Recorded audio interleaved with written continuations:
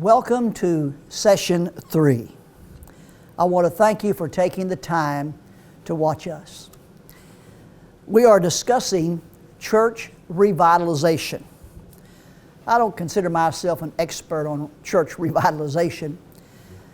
I've learned by trial and error, and you learn a lot by trial and error, and I've learned from others. I've learned from others who turned churches around. And so, not an expert, but just has some experience of working with pastors and churches in turning plateaued churches around. So we are talking about church revitalization. I'll ask you a question again, the same question I've asked before. Does your church need revitalization? Revitalization is defined as the action of instilling or filling something with new life, new vitality. Another question.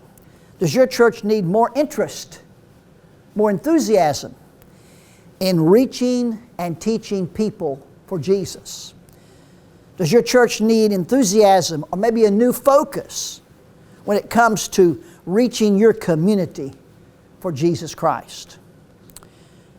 When churches need revitalization, they usually need to change from an inward focus on us to an outward focus on others. When your church was started, it had an outward focus. They were interested in reaching the community for Christ. There was enthusiasm. There was excitement about reaching the community for Christ. But now, this church has lost that enthusiasm, the drive, the passion, the vision, and we've just started to maintain. Our church is just in a maintenance stage because our focus is on us, not on others.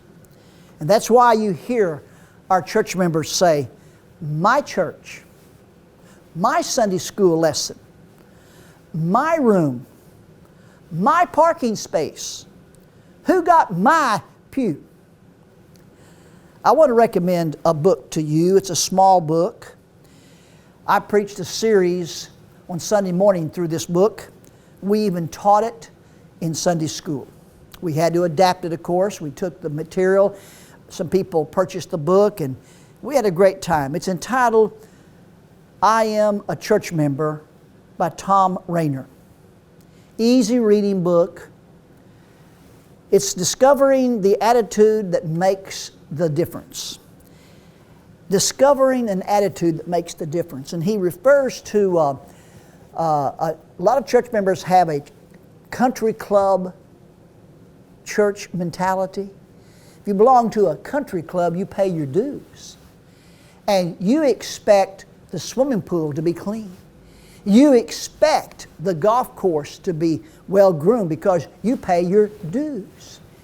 You expect certain things from that country club that you joined and that you're a member of because you pay your dues.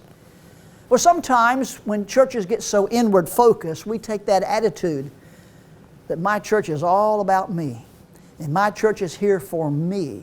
And I pay my dues every Sunday faithfully in my tithes and my offerings. And by being a member here and paying my tithes and offerings, I expect certain things from my church. I expect her to do certain things for me and be there for me. The book reminds you your church is not about you. It's not about me. It's all about Him. It's not my church, it's His church. It's not my Sunday school lesson, it's His lesson that I'm teaching. So you might get the book, leader, pastor, read it. We give it to new church members. You know, what kind of church member do you want your church members to be? And I'm not going to refer to the book other than just take it, buy it, read it. I think it will help you. Now let's talk about step one in revitalizing our church. You must do this, leader. You must do this, pastor. You've got to get your church body focused on why they exist as a New Testament church. Why are they there? Why were they ever started? It's sad to say some members think the church is here for me. It's here for me to go to church. It's here for me to be preached to. It's here for me to hear a Bible lesson. It's here for me for singing. Your church needs to be focused on being here to reach and to teach people for Jesus. Take this step of just saying, our church is here to reach people and to teach people. Our church has a focus. Our church goal is, what really drives us, what moves us, what motivates us is our church is here to reach people and to teach people.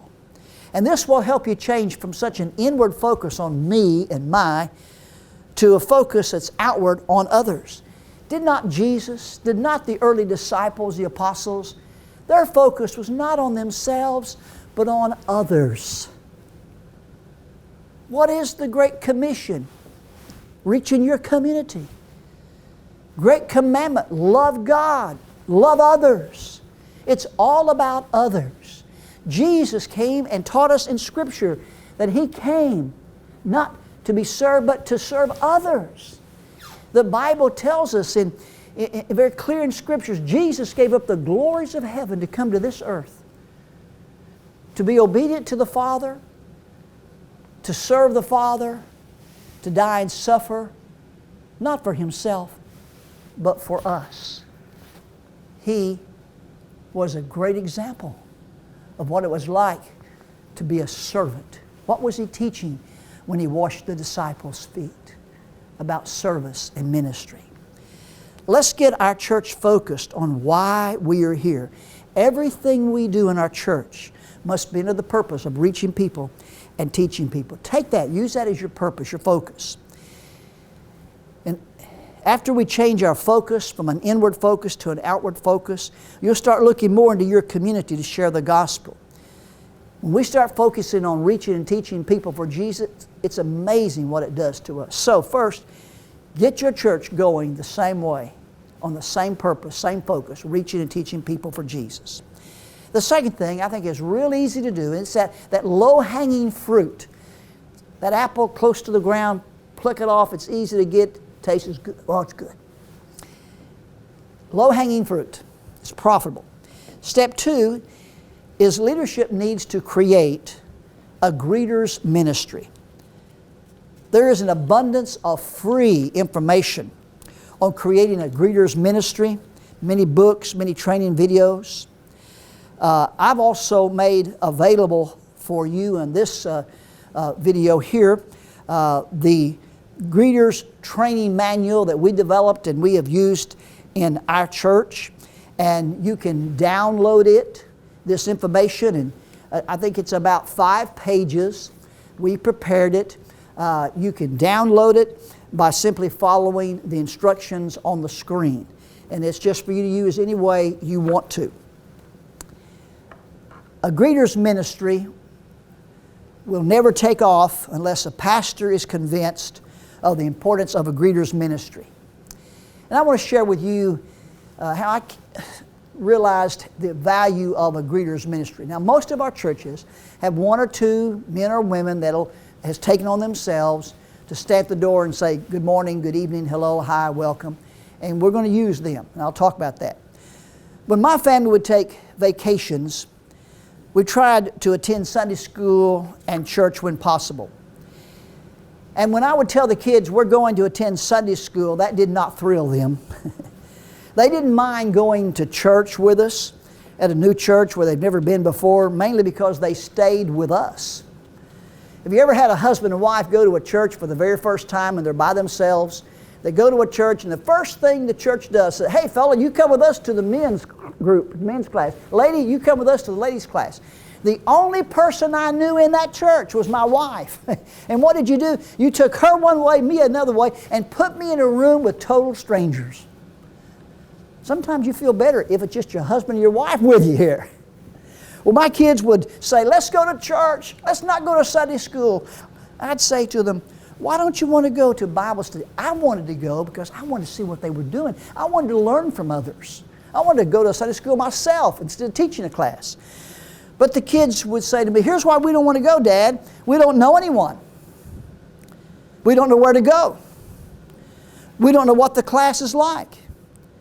We don't know if they're going to ask us questions or ask us to read.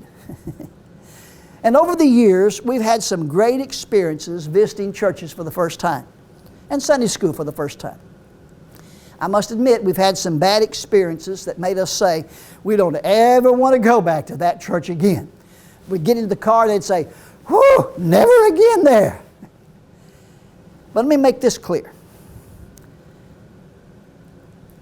We've discovered, visiting churches that we knew no one, knew nothing about, we've discovered it's not the size of the congregation that made the difference. You know what made the difference? You know what made us not like the church? You know what made us like the church and want to come back? The people. The people. We experienced big churches, big in attendance, who were cold and unfriendly. But we also experienced some big churches who were warm and friendly. What's the difference? People. Also, the other side of the coin, we found some small churches to be very warm and friendly and welcoming. But we found some small churches that were very cold and indifferent, and we don't want to go back anymore. The difference was in the people. The people make the difference. That's one of the reasons that a greeter's ministry is so valuable. In your church, if this is something you're thinking about doing to help kind of turn the tide and get more outward focused, leadership needs to find some good training material, greeter's ministry. Leaders need to become familiar with it. Then make plans on how you're going to select your greeters, where you're going to locate them in the building, and what their duties will be. Then inform the whole church of the importance of the greeter's ministry. And I'm going to repeat myself. Most churches have one or two men or women that have assumed the role, appointed themselves to be greeters. You want to be sure and include those people in this greeter study, this greeter's out ministry. They've been doing it. You don't want to leave them out or cut them out. They'll be very valuable to you. So include them in it. Once you get the material, start selecting your people, start training them, inform the congregation of the need and the plans for your greeter's ministry. I used Wednesday night to teach about the importance of a greeter's ministry. One of the first things I did on a Wednesday night was I gave everybody a sticky note. And I said, would you list one or two concerns guests might have when they attend a church for the very first time and they know no one? I asked them to simply write down one or two concerns. So let's reverse it and say, here comes someone to our church. First time, they don't know anyone. What would be a concern to them, or maybe even a fear to them? And so then they started writing it down. You can imagine. Don't know what door to go in. Don't know where to go. Are they going to ask me to read? Some of those same things my kids said. Get that from your people. And then help your people see what they are, the concerns people have, and how you as a church, as greeters and a church body, can alleviate some of those concerns.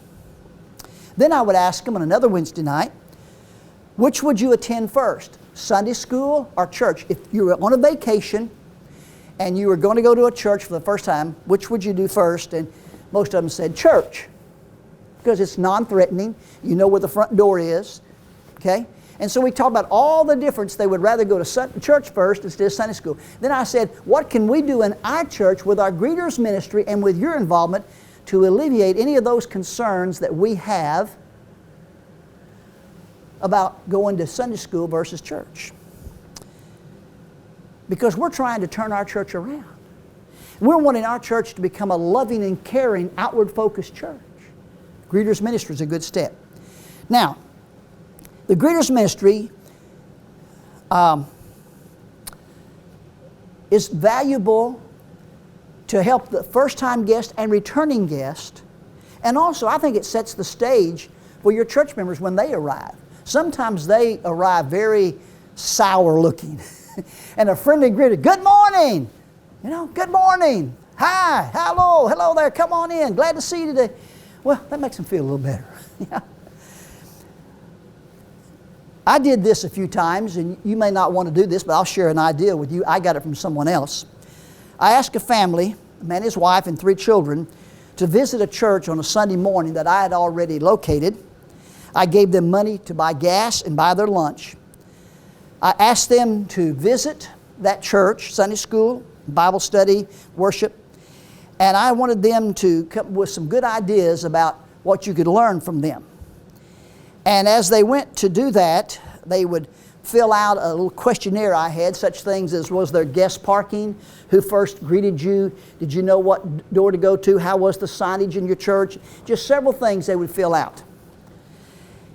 And they had some good experiences, and they had some not so good experiences. But they would come back, and they would always say this: if they had an unfriendly experience, they'd say, well, we're going to be more friendly around here. It was terrible where we were. One couple had such a great experience. They left a young child in a nursery area, and this was years ago. They gave him a beeper. And they said, if the child needs you, this beeper will vibrate. Oh, that mother felt so wonderful about that. And, boy, she held that. Now, I know if it beeped, she was going to go to the nursery. That couple purchased our very first set of beepers for the nursery. It was a very inexpensive set. It worked well in our area. Why did they do it? Because they went and got an idea from another church. You can use greeters like that. You can use your members like that to go and visit other churches who have greeters and learn much from them. I've done this a few times. I call it a secret guest. Now, you got to be bold to do this. I found someone in another town close by that no one knew in our church. I knew the people personally. I asked them to come and visit our church and share with me what their experience was like. And they would share the positive things and the negative things. I would take the negative things and I would make it as positive as I could to our church to turn it around to make it a positive things. And that was a great thing to do because they're very honest with you. But you want the people to see that the greeters ministry is very important, because I believe it's God sending these people to us. It's God sending these people to us. They need to be reached. And greeters are the very first people that meet them. They're the frontline people. They are the people they meet. I read from books where it says the first 4 to 8 minutes, guests make their mind up whether or not they're going to return or not. The location of greeters are very important, and you must determine where you want them. We actually start on the parking lot greeting people, then the doorway to greet people, sometimes in the hallway to greet people. And every church is laid out different, and you need to find as many kind of greeters as you have. Again, in the material that I've made available to you, we'll talk about different types of greeters. I want to remind you also that the first 10 minutes of a service are very important, and the last 10 minutes of a service. The first 10 minutes, before the service starts, I should say, they're sitting there, husband and wife. You know who they know? Each other. That's no one they talk to. You have to teach your people how important it is to speak to those people. Just, good morning, hi there. If you can, go say, hey, my name is Bill, and your name is? Have I ever met you before? Because they're sitting there watching, and they're wondering, and they're seeing this person come in who knows everybody. Hi, George. Hi, Mary. Hi, Tom. Hi, Sue. Skip right over them. The last 10 minutes, when you say amen, that's crucial too. We're rushing out of the door. These people are standing around. They want to meet some folks. Teach your people to, when they get up the pew, hello there, good morning, hi, good to have you. My name is, have I met you? Things of that sort. Look into the greeters ministry. It's valuable. Let's revitalize our church by getting everyone on an outward focus. Get everybody going the same way. We're here to reach, we're here to teach people for Jesus. Develop your greeters ministry. And if I could help you or anybody at Texas Baptist Institute, we'd be glad to help you in any way that we possibly can. The very material that I'm sharing with you, I share in the classes at Texas Baptist Institute. We want to make our churches the most loving and caring churches we possibly can. You know, lots of times a church will say, we are a friendly church. And the truth of the matter is, they are a friendly group of people with each other, but not with new people. Thank you so much for watching today. I hope I've said something to challenge you, to encourage you, to be focused on reaching and teaching people for Jesus, and to develop your greeters ministry to fit your church.